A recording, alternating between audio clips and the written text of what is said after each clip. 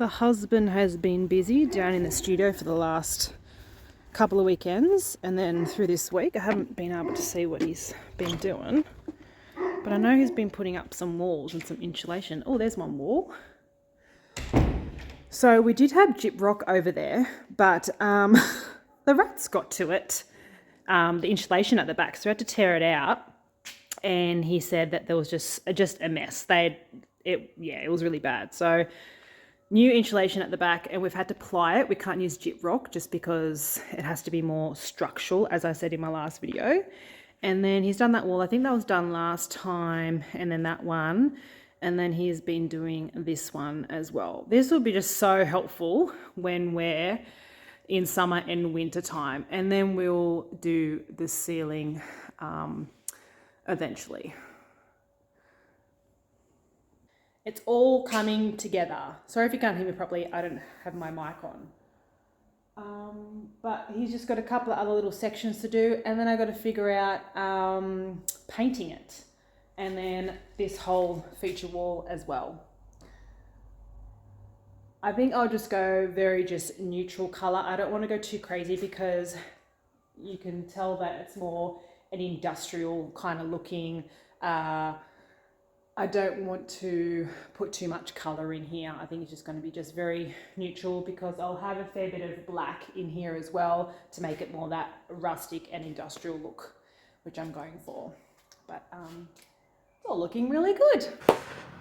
All right, I literally cannot feel my fingers, they are so red. It's really cold here in my studio, but I need to get in here. I couldn't not. I've been in here through the nights kind of like unpacking and packing, so I haven't been able to share with you a video because I've pretty much been in my pajamas when I'm doing it, as you do. But I've just unpacked the kiln. It's been sitting there for 2 days. It was just a bisque firing. So I got all my Christmas stuffed bisque. Now I want to glaze them and get them on. I think I finished up with a glaze firing of some platters and stuff, and they all turned out really well. I did like a little Instagram reel, if you are following me on there, of all the platters that have come out of the kiln for the last week or so. But I'm pretty happy with them. Again, no cracks. This is with the Raku clay with my Wonder White glaze on it. But some of the textures of the... I don't know if you can see that. Let me see if I can get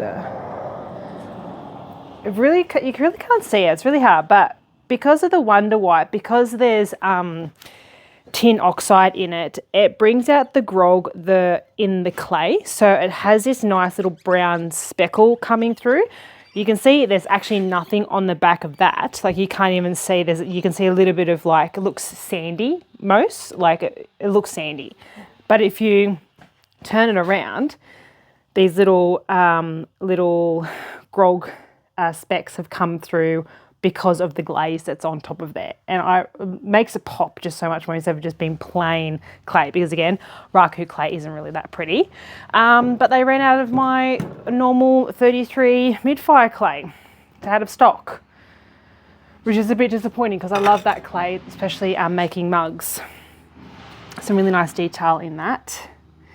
And then, I don't know if I showed you, there was 2 wave platters. I think I did, but I like how they've come out quite smooth. I made sure that I poured the glaze on quite thickly to make it nice and smooth. And then again, it comes out with that little speckled red touch in it from the glaze. Someone did a love heart, which I think is super cute. That one there. And then I think she did these little dip bowls to go with it, which are kind of flower shape. They're really nice.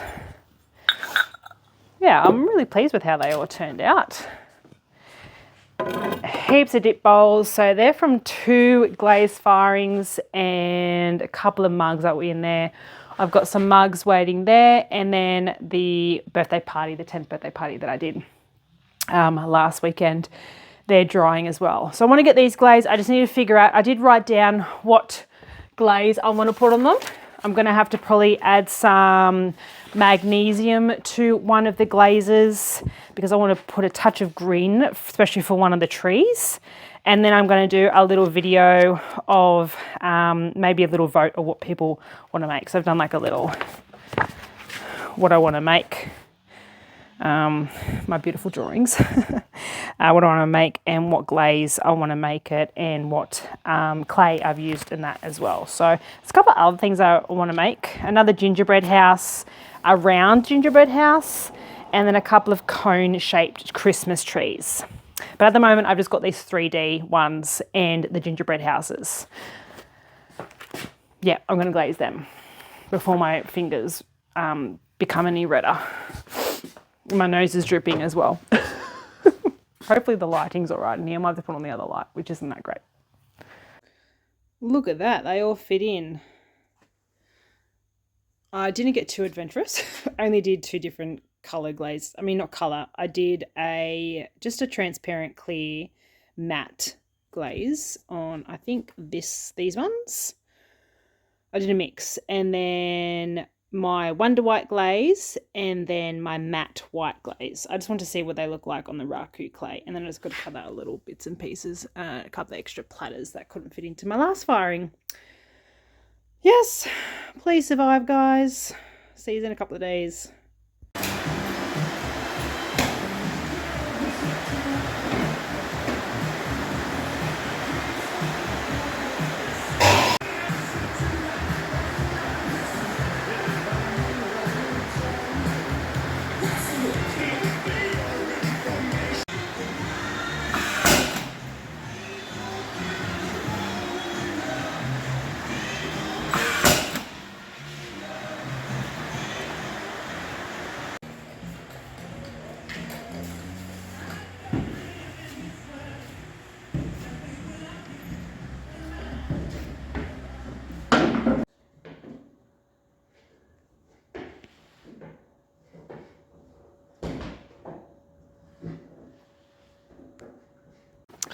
My hubby has been very, very busy the last couple of weekends and through, like Susie gets home from work, in my studio. And I want to show you, I've been showing you bits by bits what's been happening, but I think he's almost finished. He could be finished. He might have finished last night with the walls, and I can show you what's been going on.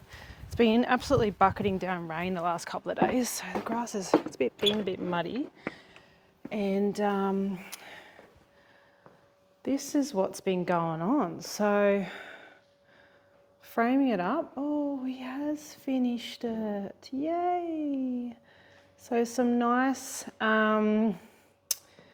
lines. That's mainly to hide the joins for the ply, because you can't join ply nicely, unfortunately. But I think it's going to look great. I mean, it's an eyesore now because of the 2 different tones, but once it's painted and all one color, I think that'll be great, because they're such big walls, they needed a bit of texture just to make them pop a little bit. And then I might put some nice shelves at the top, hanging plants, and I think it's going to look really nice. I have so many ideas. Yeah, so the next thing is obviously putty it all up. There is a million nails. It is not coming down anytime soon. So where you can see all the white boards, that's pretty much all the nails hiding under there. And makes that nice and stable. It's not going to fall down, even if a hurricane, I mean, we don't have them, but still it's going to survive. That's looking great. And then I'm going to put some textured paneling on this, my mezzanine wall. I don't know yet, and I think I'm going with black, and I think I'm going for a color over here. Yes, I know. I'm a bit scared, but I'm not there yet. I'm going to wait till a lot more things are done before I start painting. Isn't that right, Hux? Hey? Yeah, he's been coming down watching. He doesn't like all the banging, so it's a bit of a sook, that one. But yes, I'm pretty pleased with how it's all going.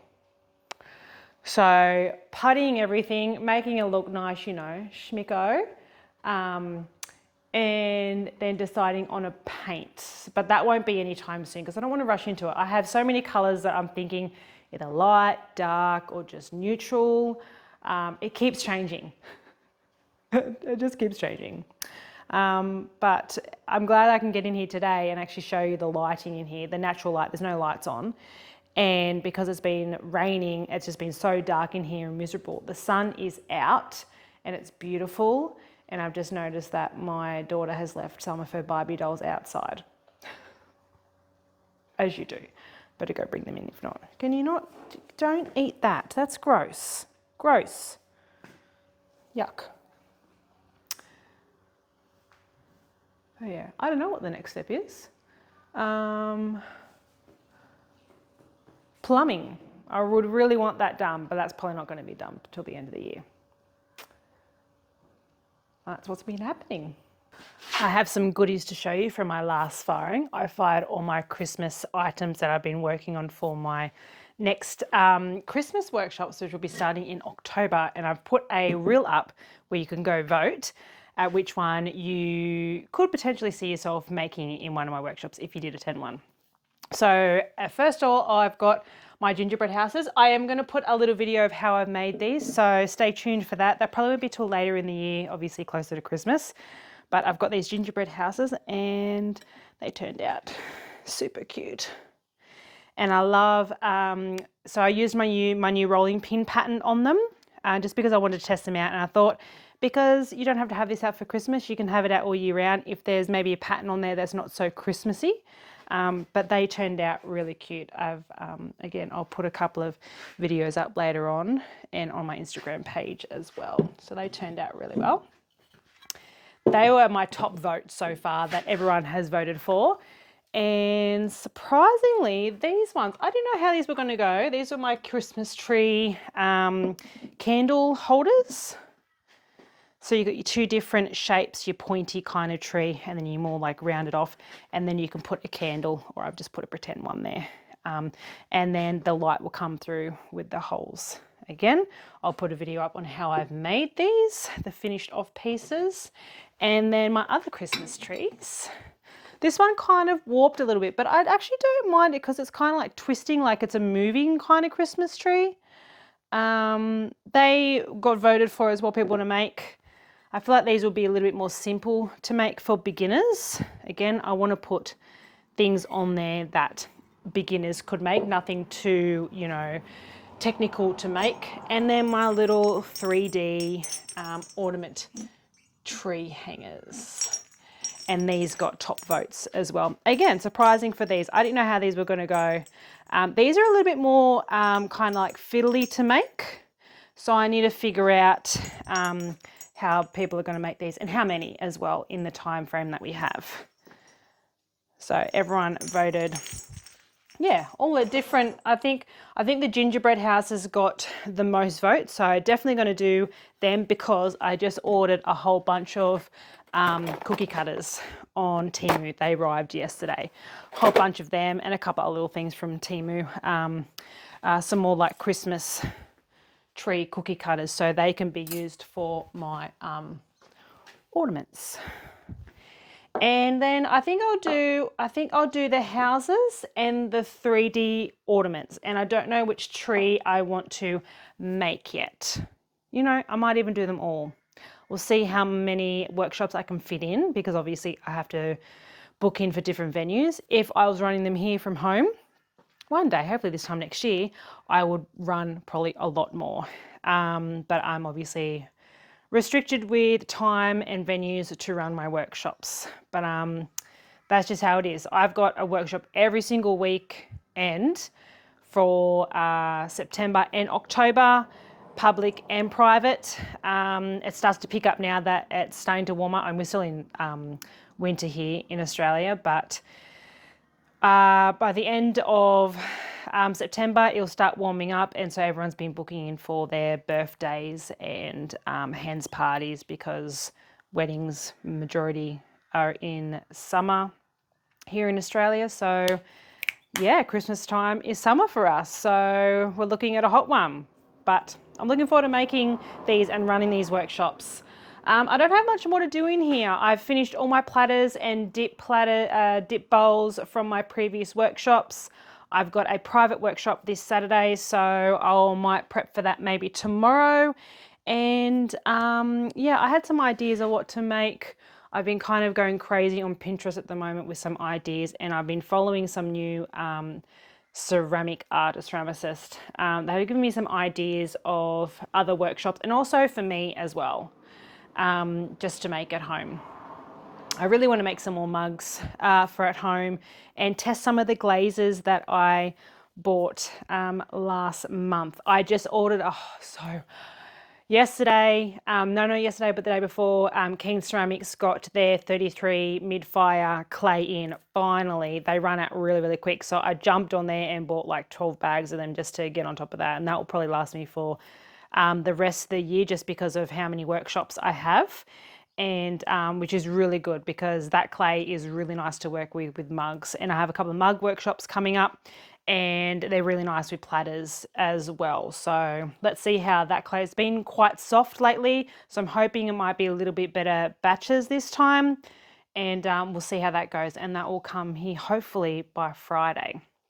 So because I've ran out, I've probably got half a bag of clay left of that mid-fire 33. And yeah, that's probably me for the day and for the rest of this video until I see you again. So hit me up if you have any questions or yeah, any comments. See ya.